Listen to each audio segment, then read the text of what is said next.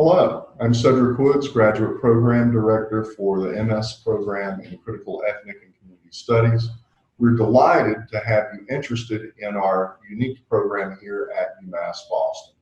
Critical Ethnic and Community Studies is now currently in its 5th cohort of students here at UMass Boston, and we are very excited with all the deep critical ways in which they have approached analyzing race, ethnicity, and power as they intersect and play out in the lived experience of many of our students and the lives of affected communities.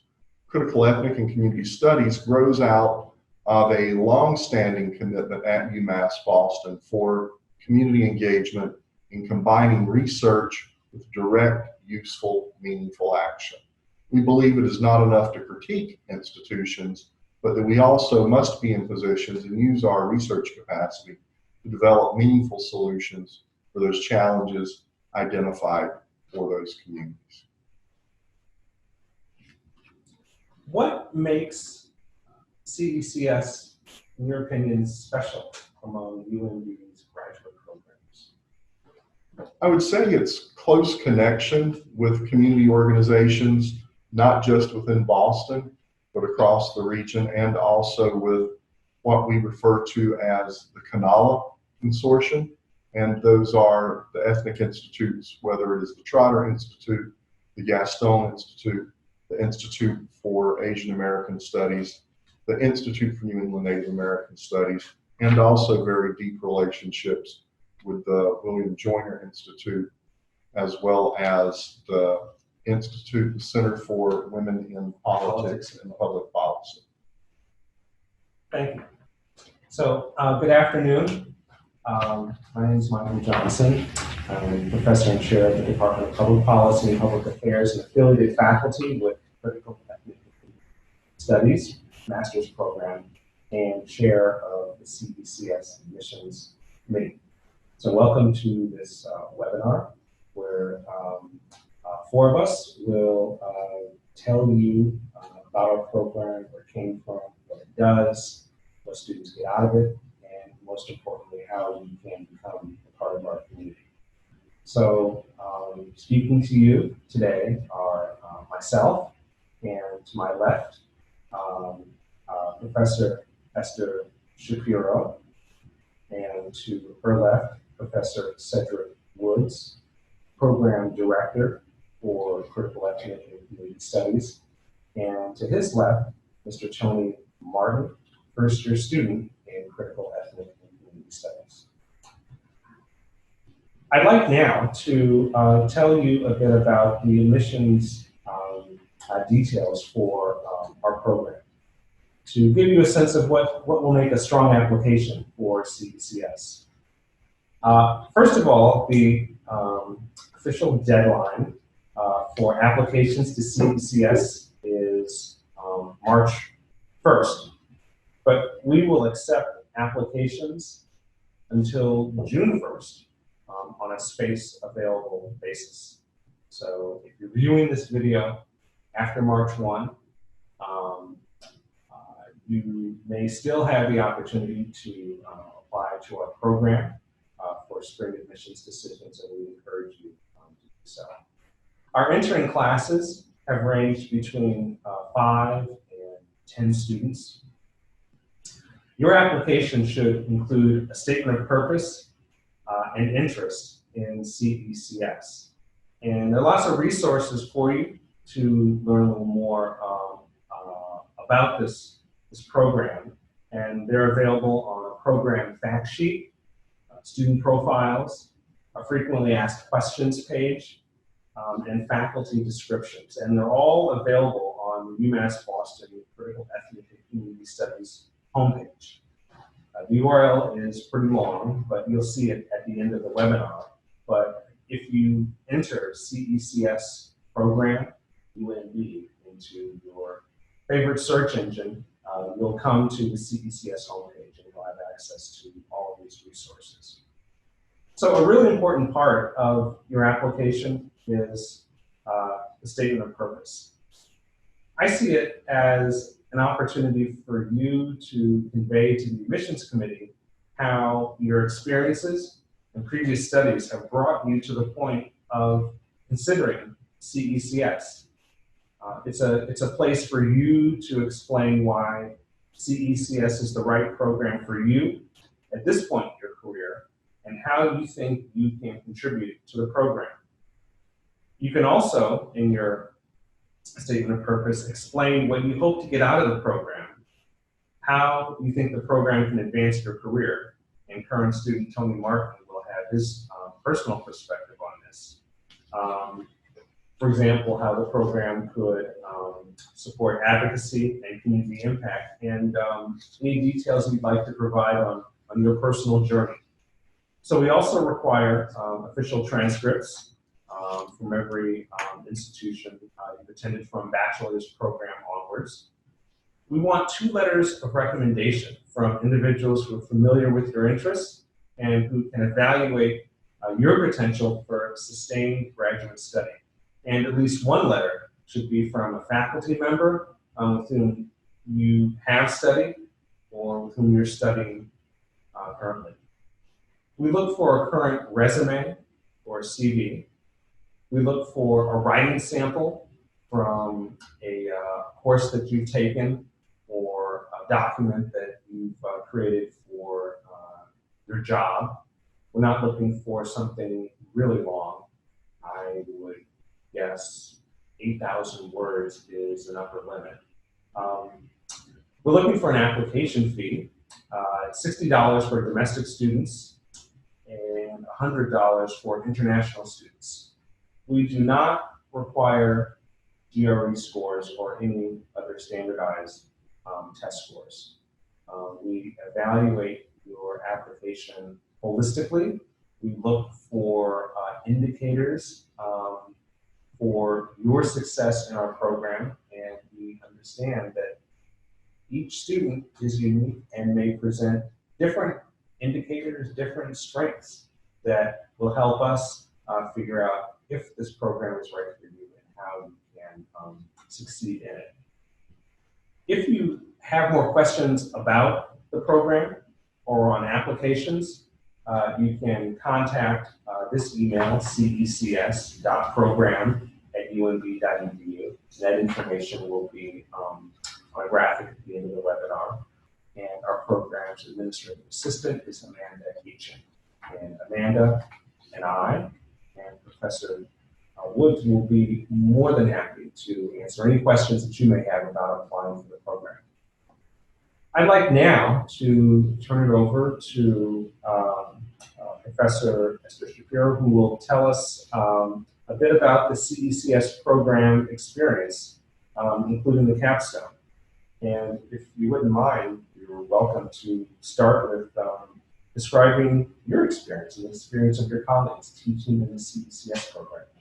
All right, Michael, you've given me 3 to 5 minutes, and I've got a beautiful and exciting story to tell about what it's been like to be part of this community of unique commitment to knowledge dedicated to making our lives of our students and our communities better. I feel very honored that at the end of 32 years teaching at this extraordinary institution, where we are a majority non-white institution. 70% of our undergraduates are first to graduate from college in their families. So we have historically worked to generate knowledge for empowerment of our undergraduate students. We have teaching and research commitments as a faculty centered on how we use knowledge to help our communities rise. I myself am a Cuban immigrant of Eastern European descent. I'm a psychologist by training, but I have become, thanks to CECS, thanks to my work over the years with the ethnic research institutes, ethnic studies programs, and our deep commitment to knowledge for the benefit of our communities. I've had a chance to really think very differently about how to be a psychologist and help our students make a living while making a difference. So the Critical Ethnic Studies program has a very unique organization. We are transdisciplinary, don't mistake that with everyday transdisciplinarity. Doctors say they do it, all kinds of people say they do transdisciplinary work.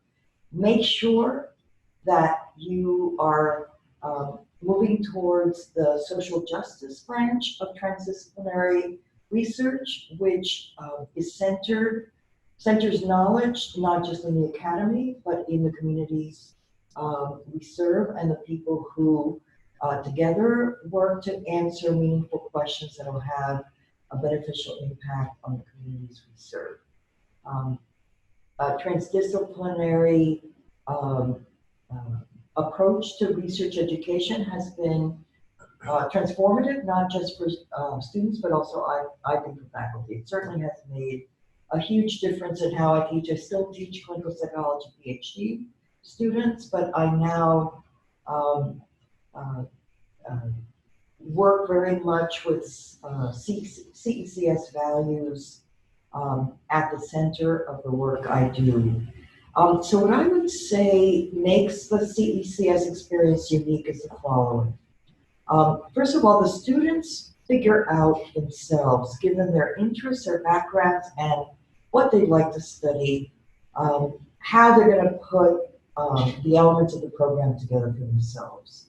So we do have 5 core required courses in theory, critical race theory, and transdisciplinary methods.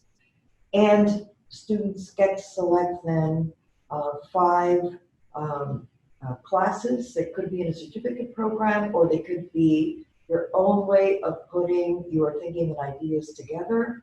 And coupled with capstone, that's how you make the magic of what CECS is going to do for you. I would like to add one more thing about that decision-making process. So our faculty are in both ethnic studies and other programs.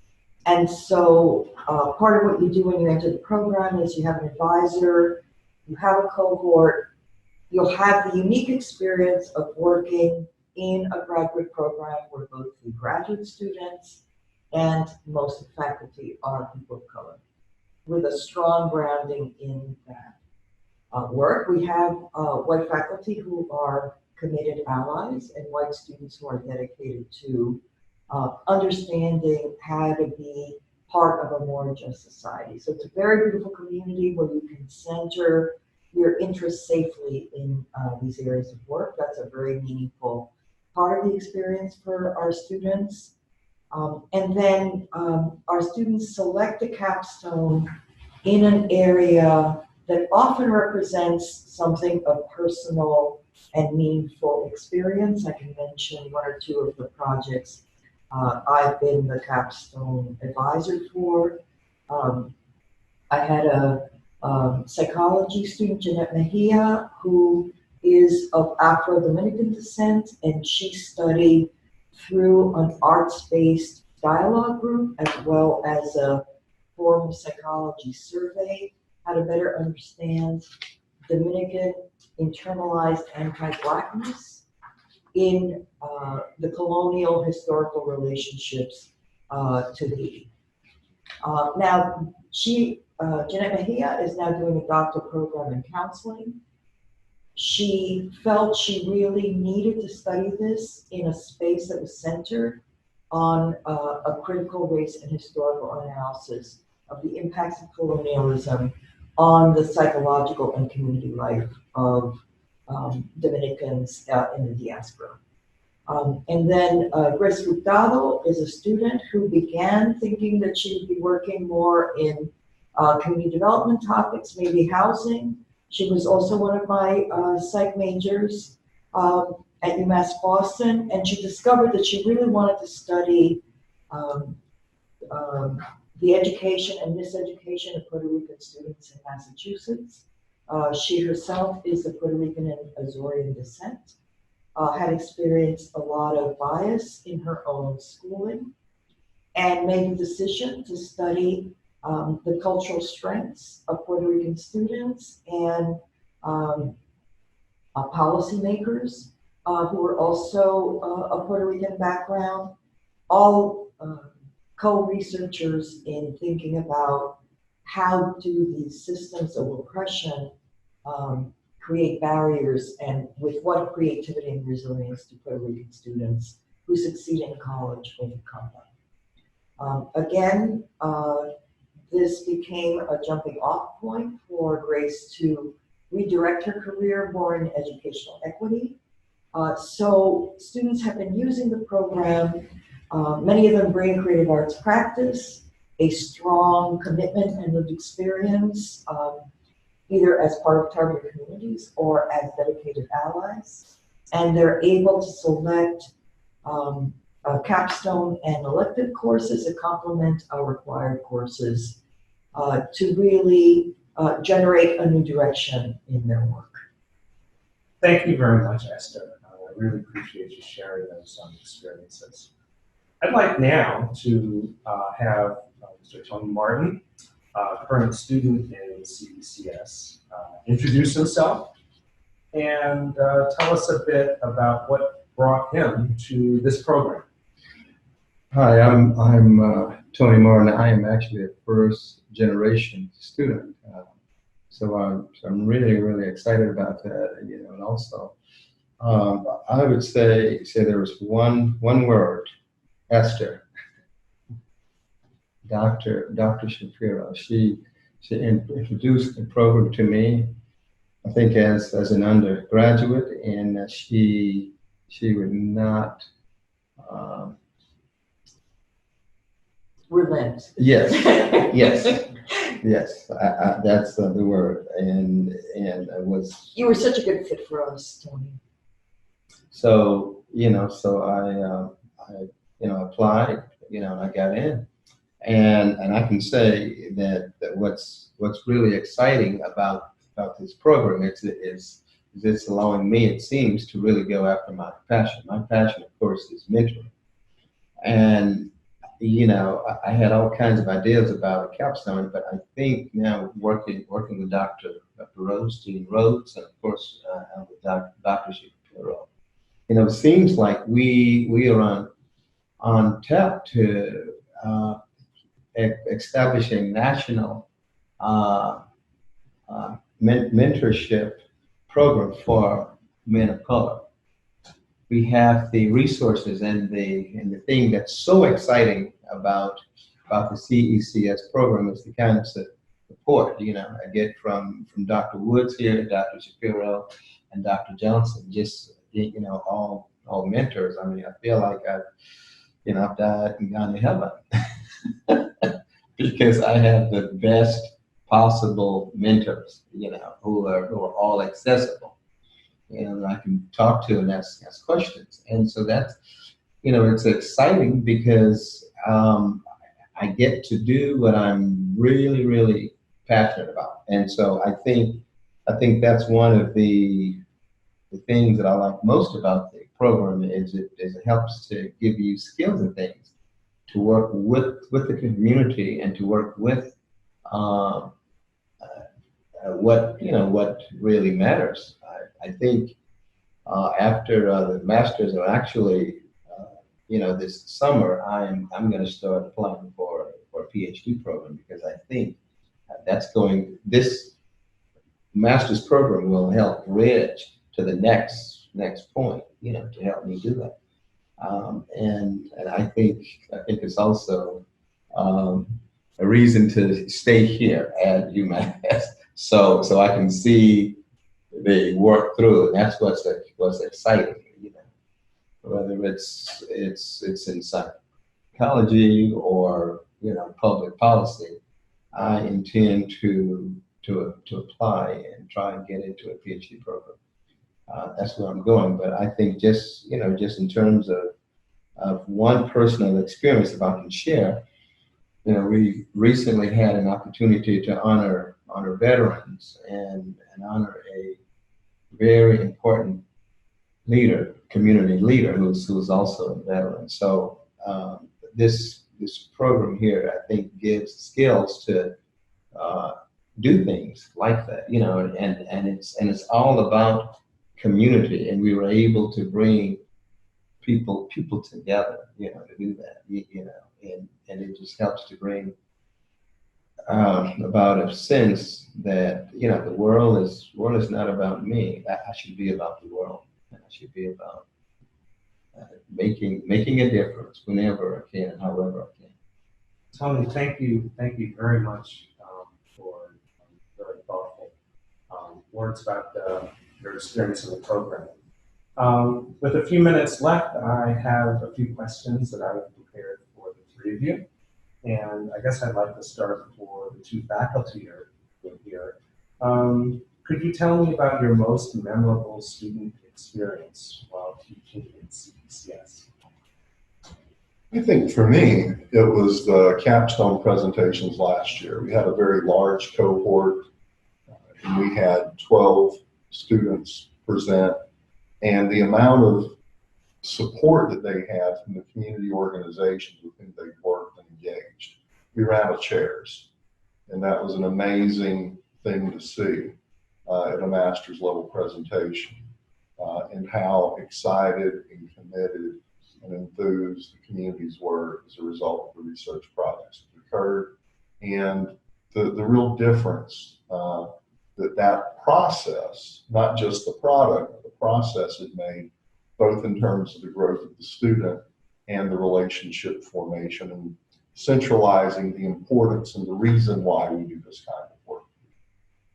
Thank you. Ester. Yeah, I want to follow up because those capstone presentations last year were really an affirmation of this is why we put the program together in this way.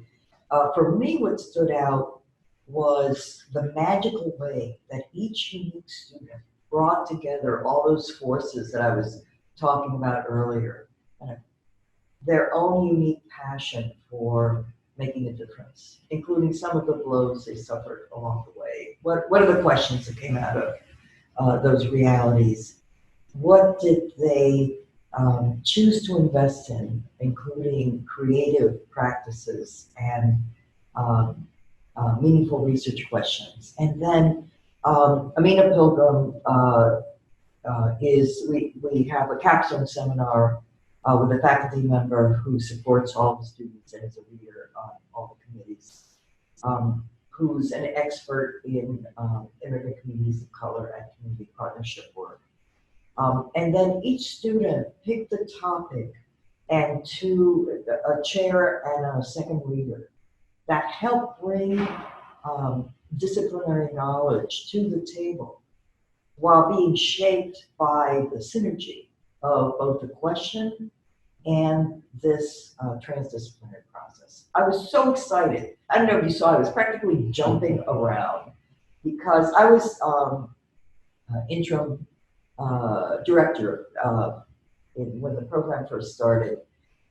And it was a mystery. What would it become? I mean, we recruited a first cohort and everybody kind of joined us with this mystery of what was the program going to be like and what would you be able to do with it. And all of those students have moved on to doctoral programs, to community practice. It's meaningful for them. With this last year's cohort, there was 12 students. You could really see such a beautiful range of topics. All of them exciting, innovative, and truly meaningful. So that was a very exciting moment. And I'm hoping that we'll document that process because I think it's important for people to see just how the pieces come together to generate this work. I also want to say one other thing, that one of the high points of my experience at CECS were the two panels that Tony Martin put together as part of his graduate assistantship with the Joyner Center, the Veteran Center for the Study of War and its Consequences. It was really, both events were really impactful to everybody that was there. You mentioned the veterans, dialogue on veterans issues, Black veterans specifically. We also had a millennials of color and mental health issues forum that I think you've gotten the support from the program to take your excellent skills at building knowledge in community and kind of upping the quality because you're getting a lot of support from both the Joyner Center and faculty and the UMass community. You were a UMass Boston undergraduate, so you know your way around and you're making the most of that. And I am running out of time, so I won't tell you the details of what made those experiences so memorable, but I know that knowledge is going to go into to the next steps in terms of capstone, and I'm so excited to hear about that. Yeah, thank you very much, Esther. I think maybe I'll give Tony the last word, and I'd like Tony, if you could reflect on what about this program surprised you the most when you started your studies coming from undergraduate? Cohort support. I think what's different, or what was different, is having a cohort that that works with you, that's in all of the classes, and you're not alone. It's possible. For example, with all the reading to actually have a group, and you're able to break it up. But it's that kind of support. I'm absolutely falling in love with my cohorts. I look forward to their thoughtful input. They have, there's so much wisdom there. It's amazing. I go to class now, and I can't wait to hear. They give you input, and if they feel like you're going off the reservation, as it were, they bring you back. That's happened. So it's a very, very exciting program. And as I finish up, Dr. Shapiro here was just saying that how it seems like most of the cohorts go on to PhD programs or community engagement. But you can't help but, because the skills and things that we get really beg for us to go on and do more. Thank you very much, Tony. I'd like to end this presentation by reflecting a bit on something that I've heard from Tony and Esther and Cedric, a sense of joy, of real sincere enthusiasm and engagement with this enterprise of teaching, of learning, and of service. I mean, you may not be full of joy if you have to read a couple hundred pages in a week, but the joy is in understanding how the things that you're learning can enable you to make a real difference in the world. And that's something that is not so common, but something that is really important to all of us here. So on behalf of myself, Michael Johnson, and Ester Shapiro, and Cedric Woods, and Tony Martin, we'd like to thank you so much for taking time to watch this presentation. We hope that you're inspired to learn more about our program, and perhaps and definitely to apply to it. You can send an email inquiry to cecs.program@umd.edu. You can call our administrative assistant, Amanda Eachin, at 617-287-7135, and program director Cedric Woods and myself, the admissions committee chair Michael Johnson, will be happy to answer any questions you have. So thank you very much for your attention. Thank you. Thank you.